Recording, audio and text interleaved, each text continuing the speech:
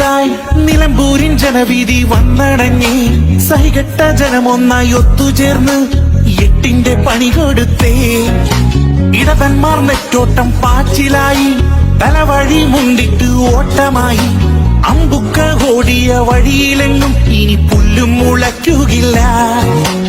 ഉള്ളിലൊളിച്ചൊരു മോഹമെല്ലാം സമ്മതിദായകരേകിയപ്പോ UDF വിന്നറായി LDF ചാമ്പലായി വീണ്ടും ചെയ്യും കൈപ്പറ്റിക്ക് നൽകിയോരേ നേർത്തിടുന്ന